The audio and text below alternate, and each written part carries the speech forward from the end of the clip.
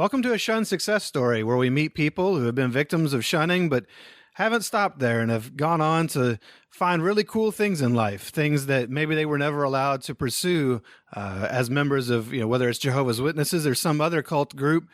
There were a lot of restrictions placed on us, but a lot of people have been able to move on from shunning and find some things that are good in their life.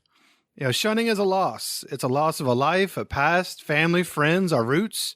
But those of us that have been shunned from a high control group now have the opportunity and the responsibility to make sure that that wasn't in vain. People's definition of success may differ, but to me, success equals happiness. Most of us, when we pursue something in life, we're pursuing it because we think that it's going to make us happy in some way. So we put time and effort into whatever it is, hoping that it has happiness as a return. And so Shun Success Stories are stories of people that are working to grow, to find more happiness in their lives. Obviously, simply because a person has found success in one area of life doesn't mean that they have it in all areas of life. Everybody has room to grow. But if you're struggling, listen to these stories and see where maybe you can learn something from what someone else was able to do and find a place where you can fit that into some segment of your own life. It might not even be in pursuit of the same thing as the guest that we talked to. We've all been through some similar things in being shunned, and where we go from that point is where we're going to find differences. But that's okay. This is where we learn, where we grow. So, maybe you can find something in your own life that you can take away from this, that you can use to better your own life as we all just try to be happy and find our way in our life after shunning. So let's go ahead and meet today's guest. Hello, my name is Jack. I am 40 years old. I have been out of the Jehovah's Witnesses for about 1 year, and I have been able to start a business that helps in recycling. Oh, that's awesome. So Jack, when you were in Jehovah's Witnesses, was this something you were able to kind of find or hone a passion in, or was it a struggle to, kind of where does your history come from surrounding, starting, you've got a business in recycling, and I know that wasn't something we talked a lot about as witnesses. So where does your passion for this come from? I guess I always had a passion for nature. I always watched the Discovery Channel when I got an opportunity, or the Animal Planet. I loved being out in the woods, and when I was able to go to the ocean, I really found that the ocean is my place. Like, if I can live by the ocean one day, that's where my happy place will be.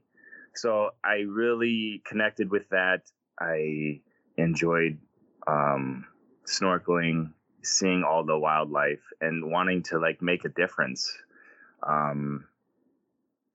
And I really wasn't able to,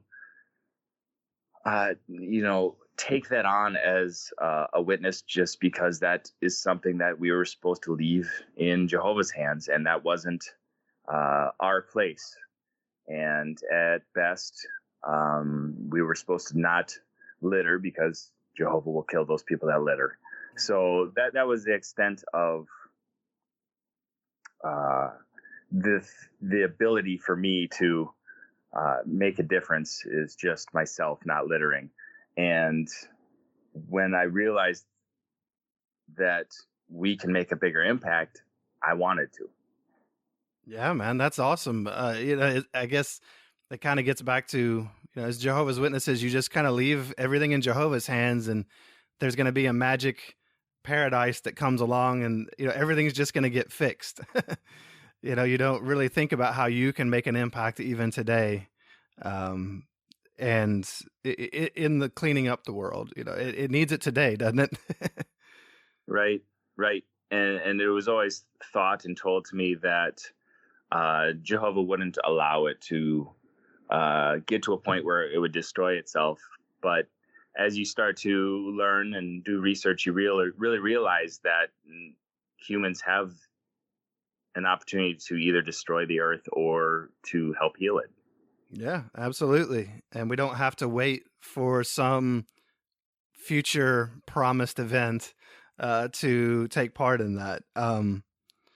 So let's go back just a little bit. Often when we leave the witnesses behind, we kind of find ourselves in a place of survival. It's we're just trying to get by day to day, so it's not always easy to get into something we love. When you left, kind of where did you find yourself, and how was that for you when you left? Did you jump right into this business or in this passion, or did you was there a trajectory to get there?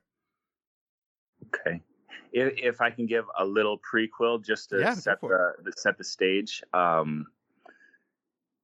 like most witnesses that grew up being a witness, I was always told I would never graduate.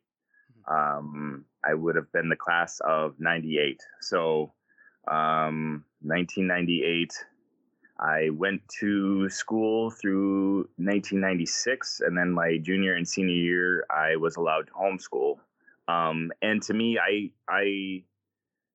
fully believed what I was told. I thought, what is the point in focusing on school when it is going to have no purpose or place in paradise? So not only did I basically drop out with the idea of doing homeschool, but I think I did one course and started the next course of homeschooling. And then, just started working and, wasn't really interested because of what value is it if it's going to have no value. So I eventually, I think 98 or 99, I got my GED just because I thought I needed to close that loop. Right. So I always was a little bit insecure about the fact that I only had a GED. I went to some trade schools to learn some on-the-job training, and also at a community college. So I had some of that eventually, but that wasn't something that I was passionate about. It was just paying bills. Right.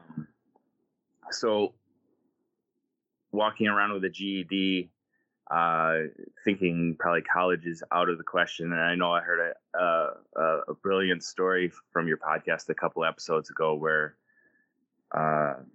someone went from GED to MIT, and that's just outstanding, amazing.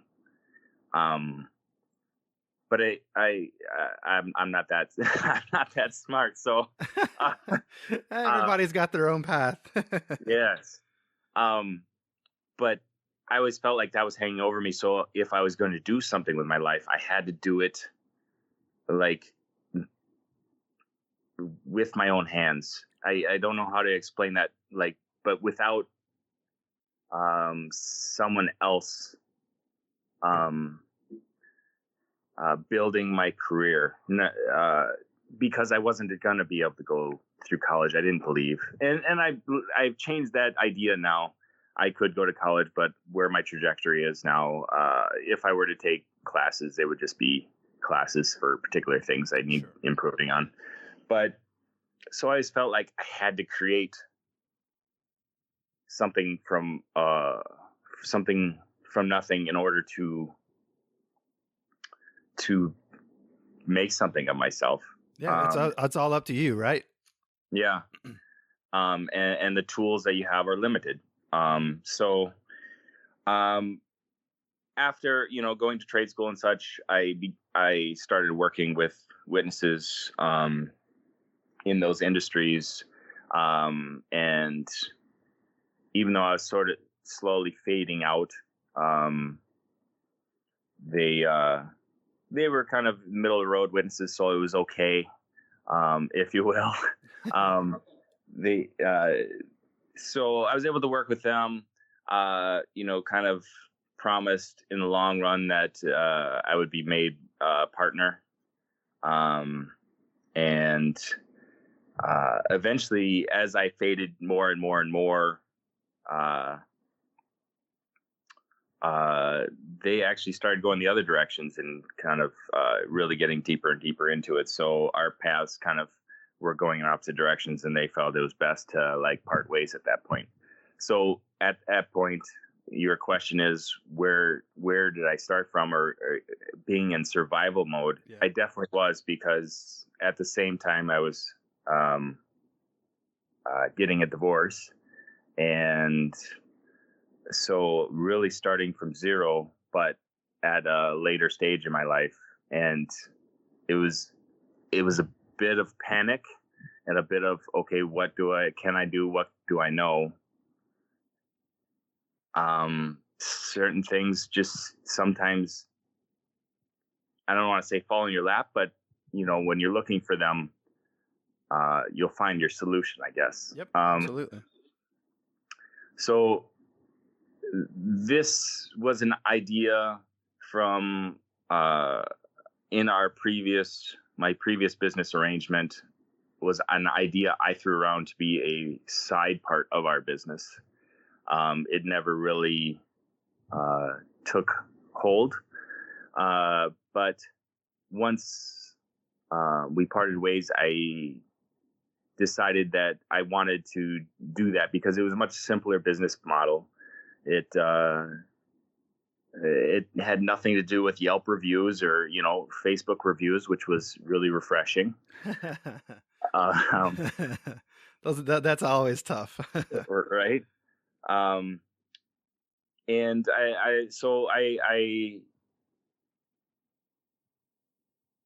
I've kind of always been a little bit of all or nothing person, and also jumping into the deep end without realizing how deep it is. Yeah. Which is good and bad at the same time, really. And so I did that, and I'm sure nearly drowned several times, but I feel like I'm treading good water now. That's awesome. Sometimes you have to just jump, you have to jump in to find out how deep the water is. You can't know otherwise. Right. So what were some of your struggles then as you started going down that path?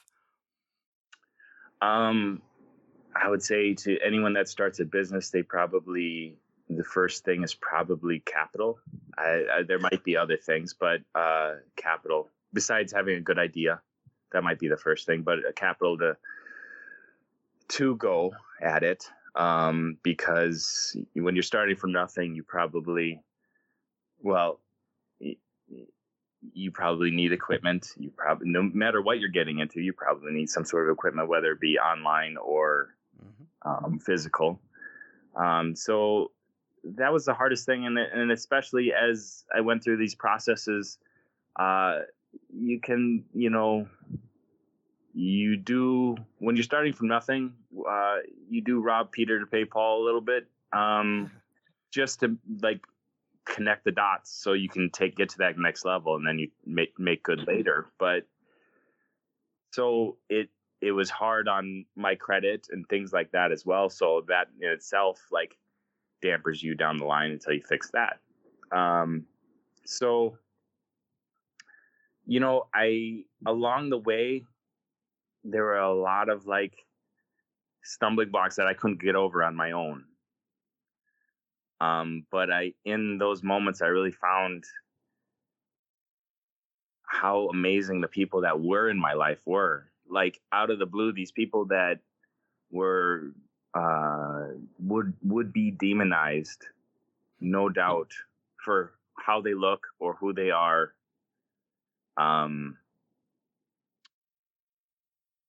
Came through in ways that I hope I would be able to come through if I had those means. It was just, I remember being stranded in the middle of rural country, and one of my friends that witnesses definitely would not have approved of, drove all the way out there, pushed $600 into my pocket for me to fix my vehicle. Oh, wow. And to me, it just helped reinforce there are some amazing people in this world, and how wrong that that idea that the witnesses have that everyone in the world is wicked. And honestly, the people that I've met and made true connections with. Some of them have been probably nicer people than anyone I've ever met growing up as a witness. Yeah, that's what I was gonna say. I don't know about you, and I can't speak for everyone's experience, nor am I trying to, but I have found people in the world at large to be much more generous and much more likely to help than I ever found my supposed brothers and sisters to be inside the organization. Like I've had people take me on, take, people took us on a trip.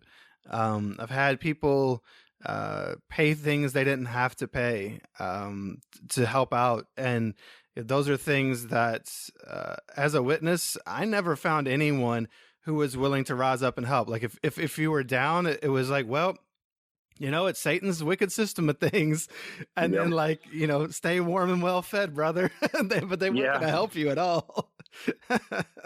Precisely. Yeah, that But was my experience anyway. yeah, they'll keep you in their hearts. Yeah, But I'll pray for you. I'll pray for you, brother. but not in their home. Stay out of here. Yeah, absolutely. That's really beautiful that somebody would drive out into the middle of rural America somewhere to push, $600 in your pocket to help you out. That's awesome. Yeah, and that's just one incident. There's been several other people that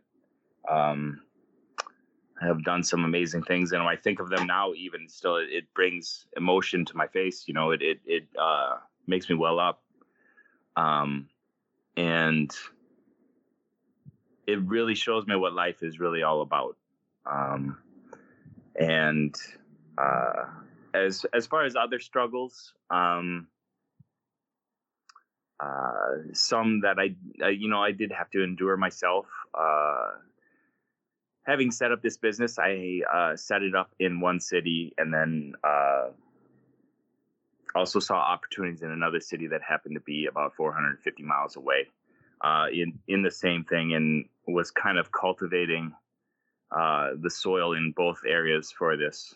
And it just so happened to be that the one that I was not living in was the more fertile soil, if you will. And so that left me driving back and forth from one area, the 450 miles twice a week, to maintain those relationships for the better part of 9 to 10 months.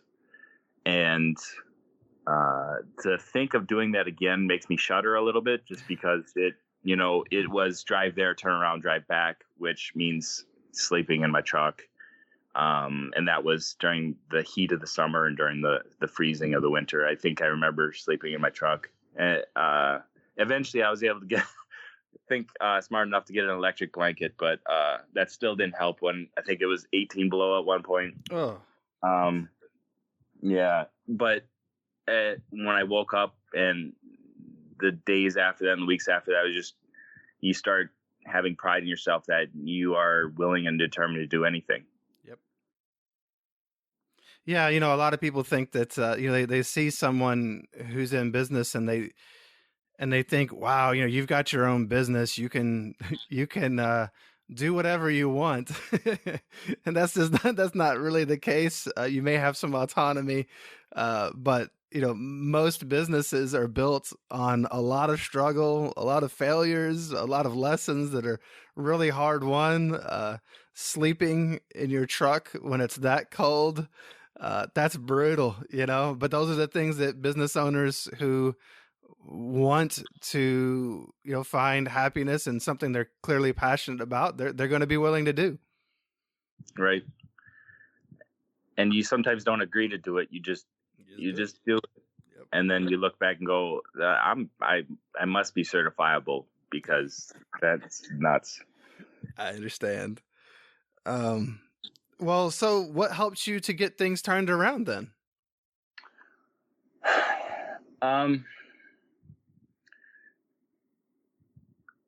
I always like the expression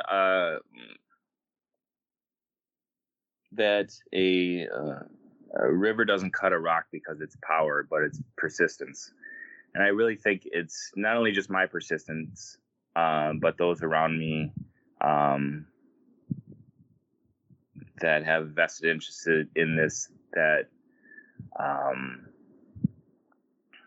really have been persistent with this, and whether they be part of the business or just new family, new friends, like that they want to see good for you, and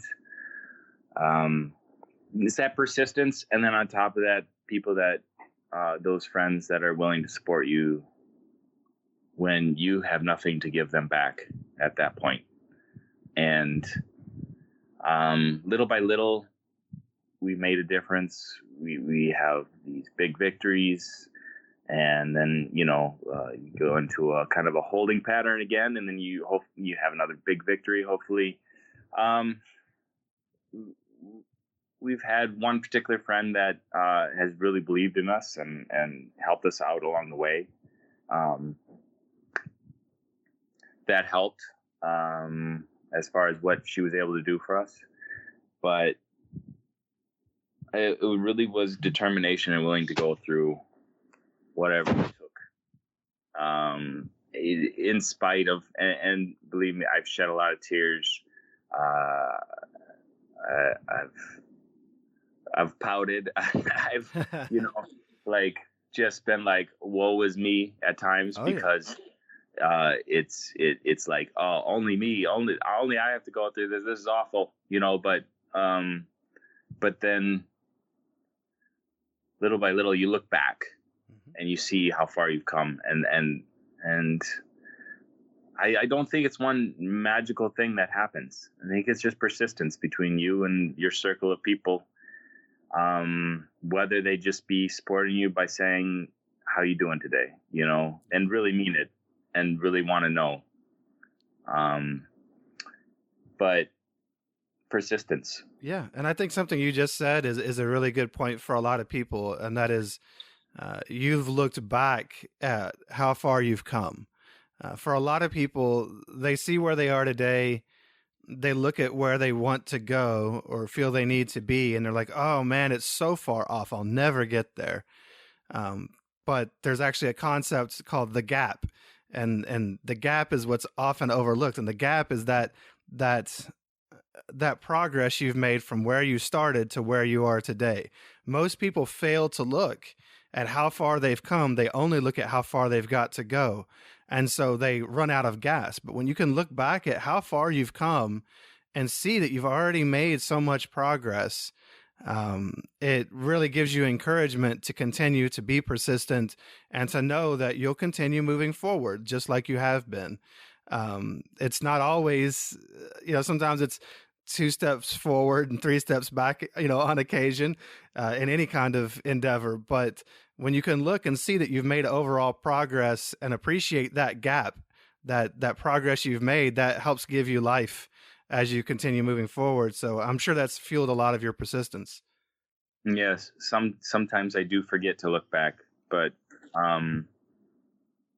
when I get down on the situation, as far as like wanting a new piece of equipment and just not seeing a way to get there, and just like, why can't I figure this out? And why can't I get this done? And, I really need to focus on, look what all has been done and all the hurdles that I have overcome.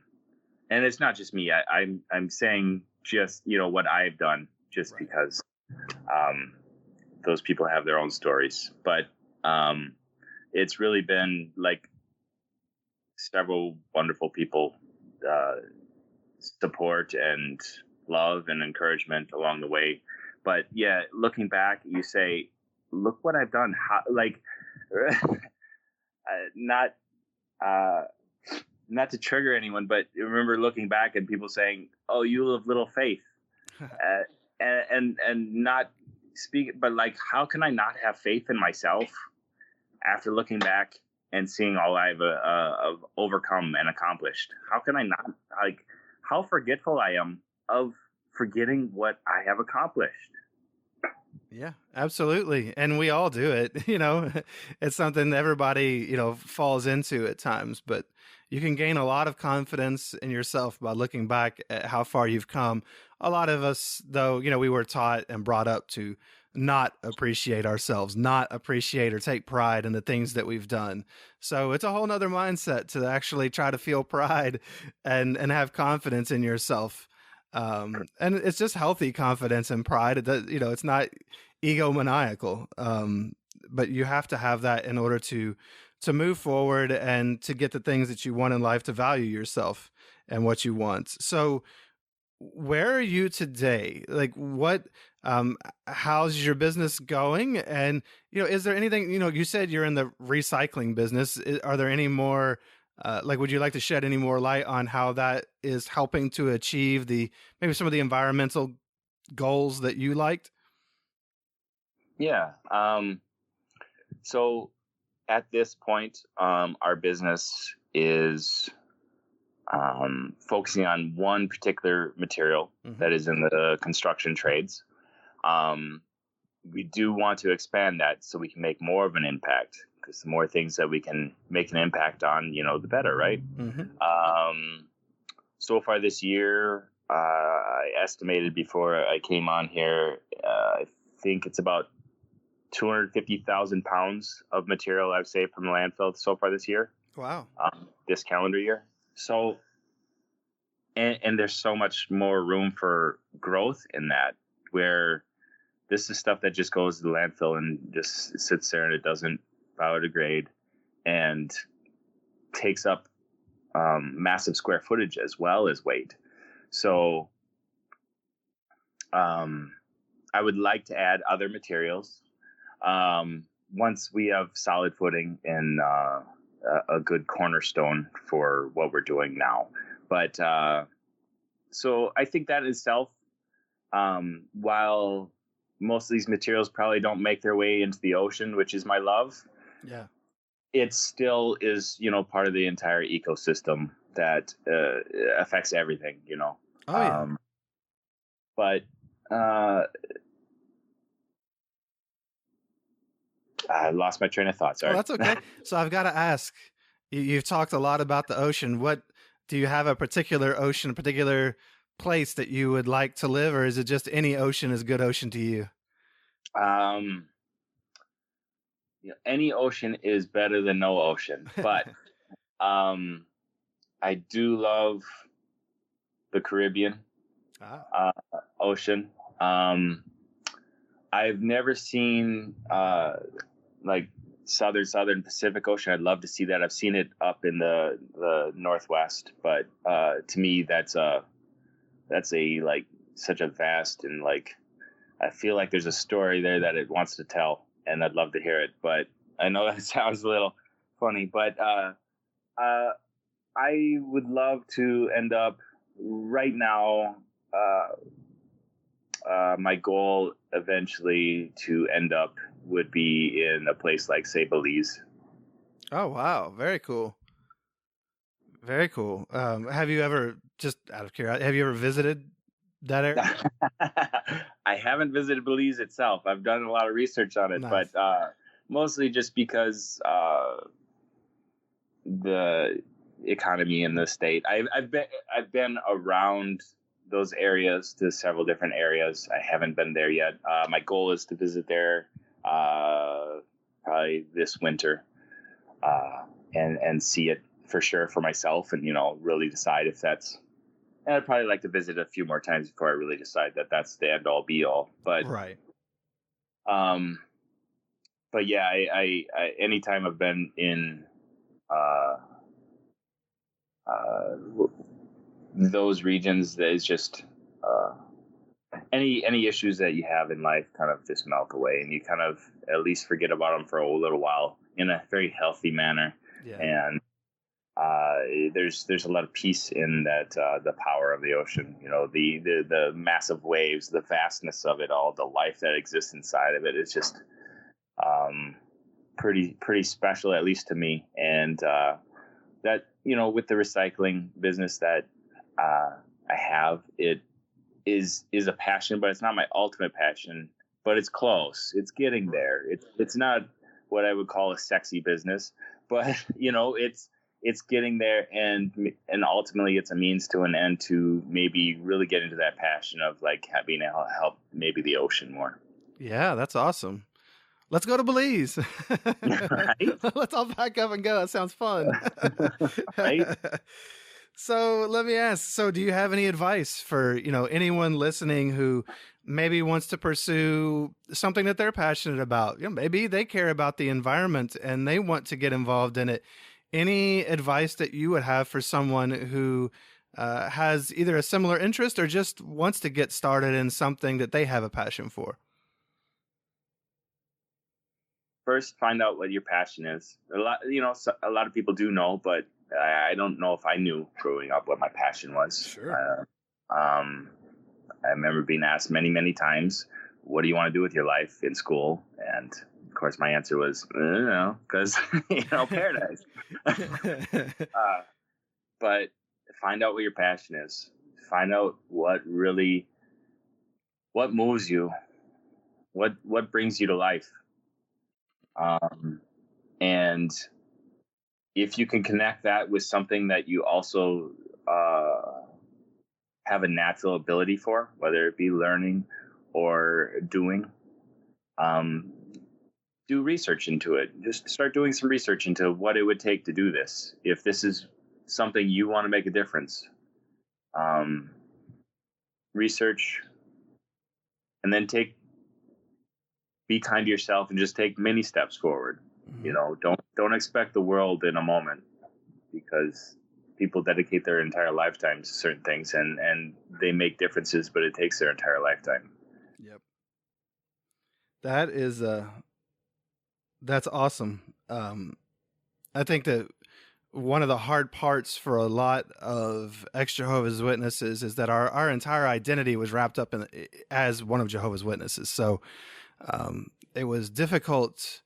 We were taught not to see what we were passionate about. We were taught to actively devalue that if it wasn't what the organization was telling us we were supposed to be passionate about. So it involves a lot of self-reflection and self-discovery and figuring out who we are and what we like, what we really care about, and how we work, so that we can then, like you said, take those baby steps and putting action toward those feelings and thoughts that we have. So that's great.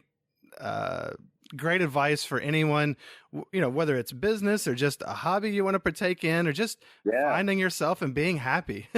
That's great advice. All right, man. Well, I appreciate you doing this. I appreciate you, being willing to share some of your own journey, and I'm just so glad that you get to follow a passion. Clearly you care about the ocean deeply, and being able to get involved in something that is helping to lessen the impact that humans have on the earth. That's one of those things with the butterfly effect. It affects everything on the earth. So what little amount we can do individually, or what you're doing as a business, it all matters. And so it's beautiful to see you be able to get involved in something you care about like that. So what did you learn? Is there maybe something that you can take from this and apply in your own life? For many, fear gets in the way of making real changes. But courage isn't an absence of fear, it's feeling the fear and doing something anyway. If you want help on your path to success, please reach out. Coaching people that have left cults to find more happiness in their lives is what I do. Aside from this whole podcast thing, obviously. If you're feeling stuck or afraid, you don't have to stay there. Everybody deserves a shot at success, whatever that looks like for them individually. I can even help you figure out what that might look like for you. These cults took our past, and we don't have to let them take our futures as well. Email me at shunpodcast@gmail.com if you're interested in working together. Many are, and they're finding better things in life. For more resources, go to shunpodcast.com or my other website, exjwhelp.com. That's exjwhelp.com. If you want to support the work I do, you can do so at patreon.com/shunned. If you've found success in something yourself that maybe makes you happy, whether, maybe it's along the lines of education, employment, business, something creative or expressive, finding friends, you're creating the family that you want, whatever that might be that you would define as your success, your happiness in life, please reach out. Maybe you can help inspire somebody else out there too with your story to get involved in something that makes them happy. Many of us were just never really exposed to many opportunities. So maybe you have something that would light somebody else's fire out there. Whatever you do, don't settle for the possibilities that a cult gave you. The world is open to you now if you're open to it.